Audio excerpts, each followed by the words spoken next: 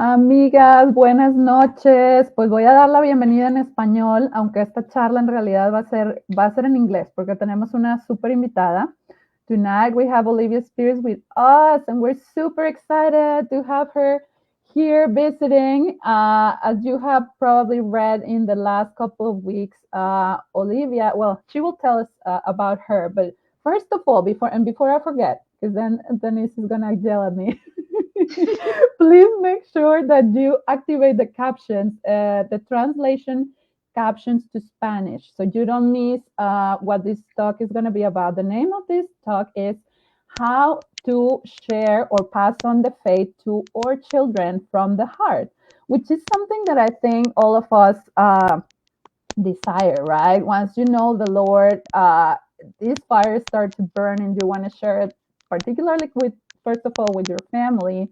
But how do we do it? There are many voices that are trying to make shade, and it's just hard. Sometimes it's hard, and we don't know where to start. But that's why we brought and we invite today Olivia, which is the author of La Unidad, Estudio y la Misa en Español, which is the math unit. If you are joining and you are speaking English, you can also find this amazing material at Into the Deep. And I invite you certainly to go visit this website, because it has beautifully crafted products, and not just beautiful, but just also very profound and very respectful of the treasure of our faith. It's not just something that you put in the hands of the kids to make them learn their catechism quick and easy, right? It's something very different to what you probably have seen in this kind of materials. But I'm going to let Olivia introduce herself and tell us a little bit about her and about her family. Come on, Olivia, tell us. We want to know more about you. Thank you, Denise. And it's such a joy to be with you. And I'm so grateful, first of all, to all of you for your patience with my English. So thank you very much for your patience. It is a joy to be talking with you all about this topic, because it's one that is so dear to my heart, on my mind every day. I live in Kentucky in the U.S., and we have 4 kids, ages down to almost 2. So I'm very much still in the trenches of babyhood and toddlerhood, while also homeschooling my older ones. And I am married to a lifelong homeschooler. So my husband was homeschooled way before more and more people were doing it. I always tell his mother that she was a pioneer, that she really paved the way for a lot of us. And so he was homeschooled all the way through and really loved his experience. And so when we got married, I was open to the idea.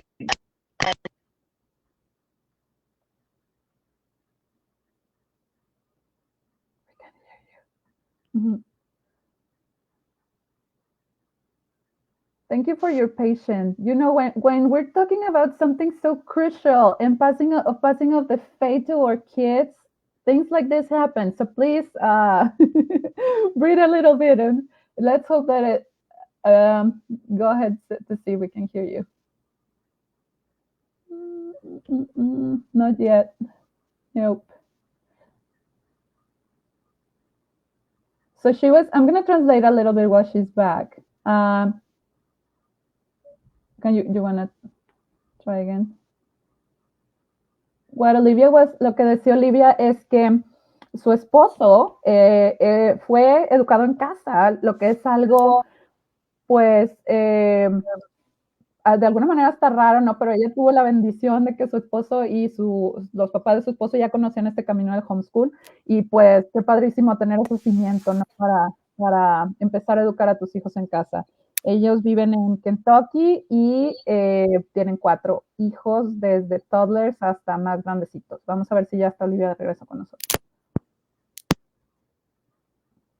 Can you hear us, Olivia? How about now? Can you hear me now? Yes, perfect. Oh, yeah, go ahead. Thank you for bearing with me and my technology. So yeah, yes. So we, anyway, as I began to learn just more about motherhood and living my faith in my home, I feel like a whole world was opened up, and I was really hungry. I was hungry to know how to pass on this faith that I had really grown to love in my young adulthood to these children, that were and were to come. And so that has just been kind of the quest of my heart ever since.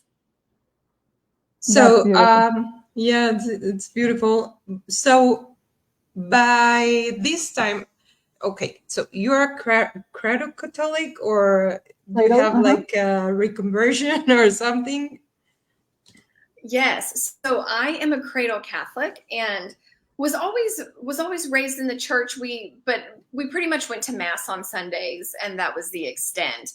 But when I was 16, my mom made me go on a Eucharistic retreat.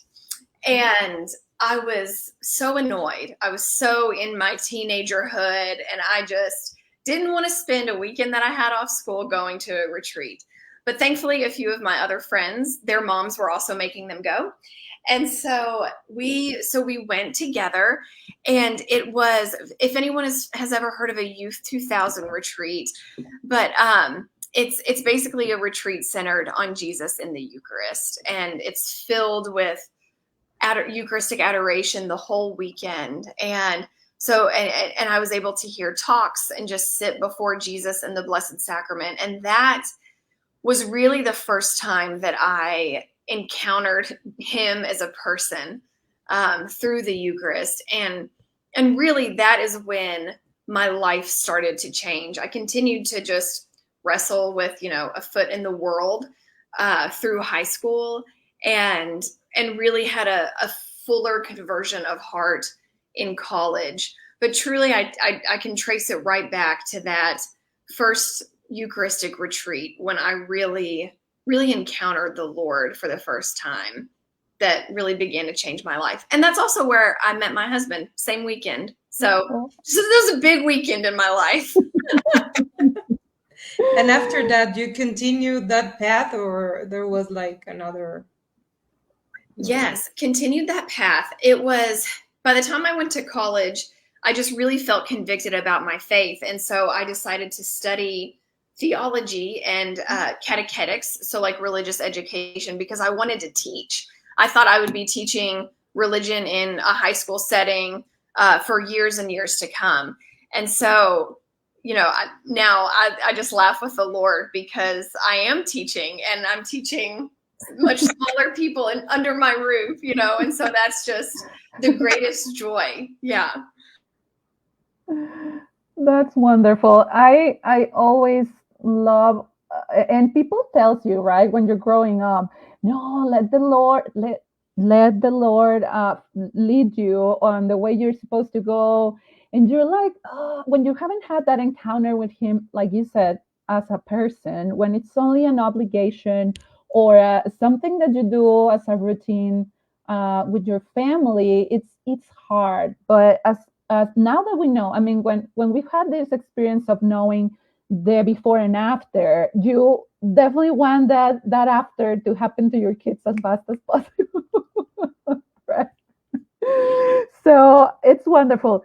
So I assume that this, I mean, with all this intro, what you're telling us, this I'm sure is going to lead us to why or when did you and your husband decide that you were going to homeschool, and how long have you been doing it? Yes. So like I said, my husband always loved the idea of homeschooling because he enjoyed his experience overall. And I was kind of open, but he says I wasn't really open, which his memory probably serves better. But what I found was, when I was pregnant with our first child, I really started to research, because it became a reality. There was a real child here now that we were considering. And so I began to research a lot, and I read a lot of books about homeschool, and I listened to a lot of podcasts. listen, followed pages like yours. You're doing so much good in this area too. And what I began to see was homeschool really fit with the larger vision that my husband and I had for our entire life. And so we knew like what we wanted our life to be about. We knew we wanted to live as disciples of Jesus. We knew that we wanted to live kind of counterculturally. And so when I learned about homeschooling, I thought, well, this is just such an organic fit into what we want for our family overall, that it makes a lot of sense. So that was kind of first. And then when I started to research more like the details of homeschooling and the philosophies of education behind homeschooling, what really struck me is that it was the exact same philosophy and approach that I had learned at college of how to teach the faith. And so it was, talk about just, light bulbs going off in my mind, learning that, because I thought, oh, they're talking about teaching history or science in this same engaging way, that's after the formation of the whole person, and that is directed toward the glory of God, and like is hands-on, and considers the capacity of the human person, and seeks to not just form minds but hearts. And so all of that was just echoing in my mind, teaching through story, teaching how the human heart is drawn to beauty. And so from there, it was a really easy dot to connect from there, because I just started to see, this is what I've learned anyway. This is what I love anyway. I just never knew that you could teach science and history like that too,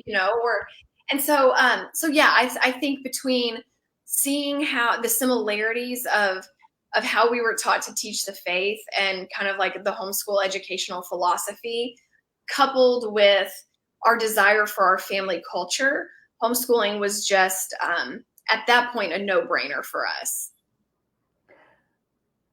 That's wonderful. I just feel like it really changes your heart and mind when you discover. I came to discover the amazing basis of truth, beauty, and tell me the truth. I'm missing one. Truth, beauty, and Lo bueno, lo bello y lo verdadero. yes, lo bueno, lo bueno, lo bello y lo verdadero en español. I got mixed. Sorry. But when you discover that, I mean, it really opens a door to another world, really, because you don't see any artistic works the same. You don't see the morning or the sky the same. I mean, it really takes you to heaven, really. I mean, it gives you a glimpse of heaven. And I feel like, and I don't know how was your experience, Denise or Olivia, in terms of how were you catechized, but my experience was just through workbooks, and go to the following page, and there wasn't space for that to really enjoy and to recreate yourself and to discover God in everything, right? So I think that's amazing, and you're giving us a good idea. If you're a homeschool mom or dad, or you're considering homeschooling, that's one of the things we really enjoy the most of homeschooling, right? That possibility of connect, like Olivia says, connect the dots of the divine with the daily things that we do. It's just amazing. So thank you, Olivia. I think that I'm more like Jesus take the wheel person. So I don't teach much with workbooks or something like this. I'm like, okay, Jesus, here we are. Take us wherever you want, because if I take the wheel, this would be a, how to say, shipwreck or what's like. Yeah.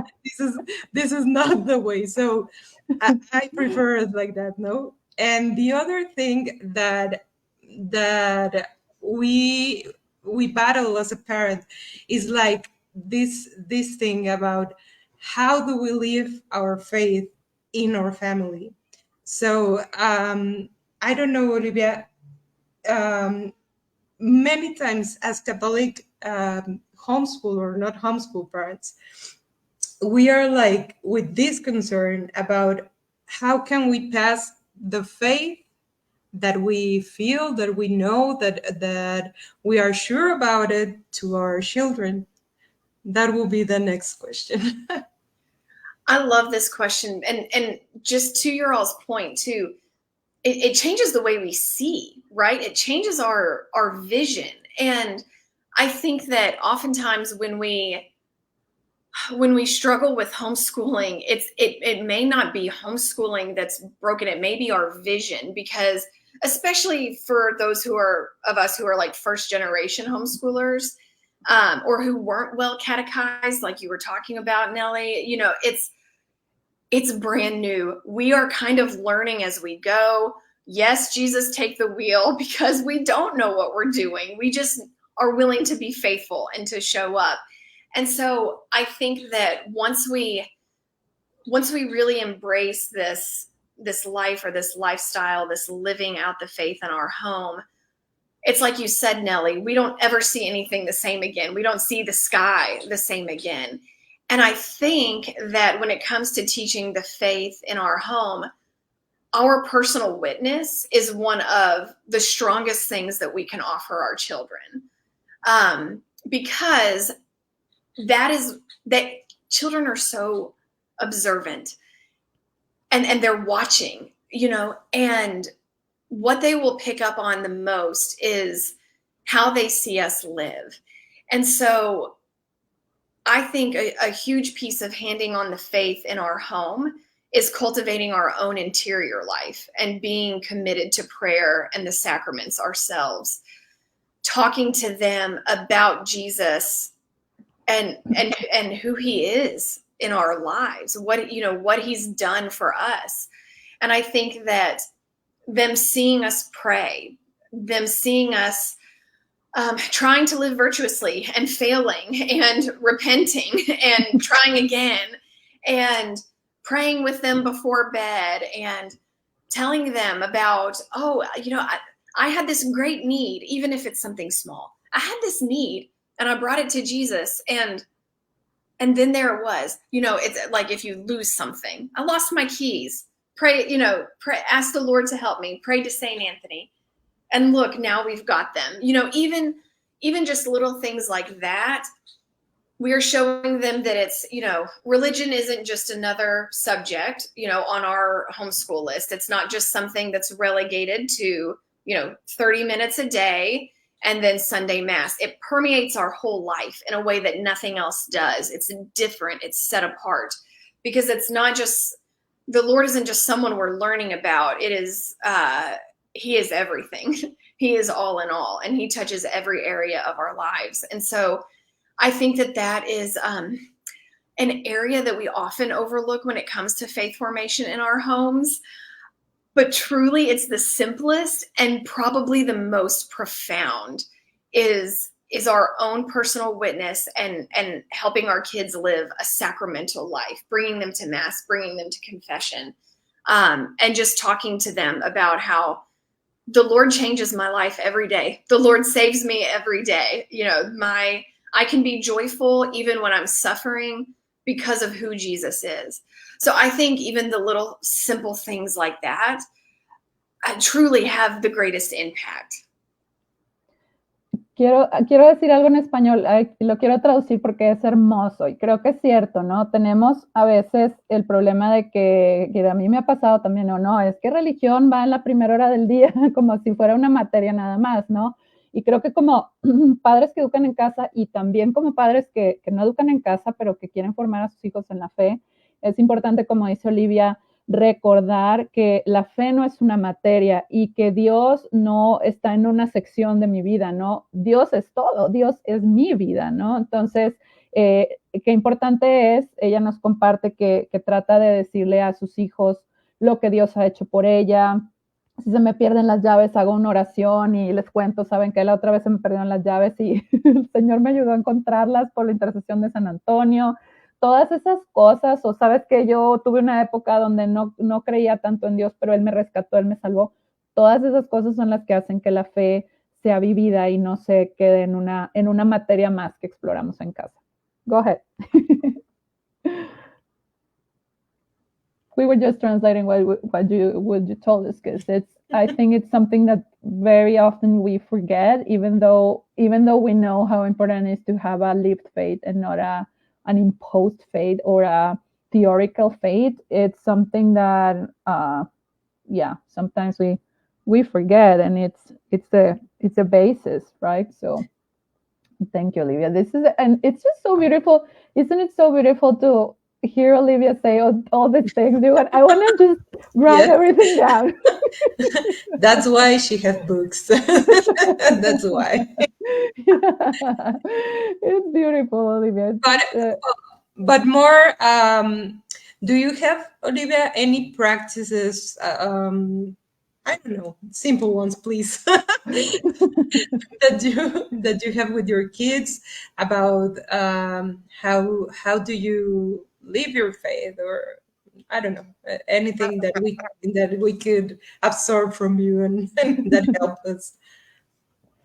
Yes, like what are the practicals, right? So if the most important is our personal witness, we don't want to leave them with poor catechesis either. We know what that feels like. And so I think living the faith and teaching the faith in the home is extremely important.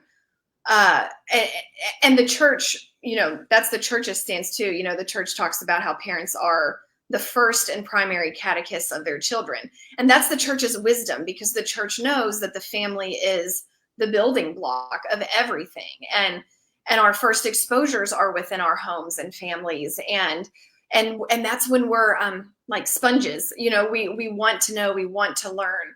And so a few practical things that we do in our home is first, like I said, live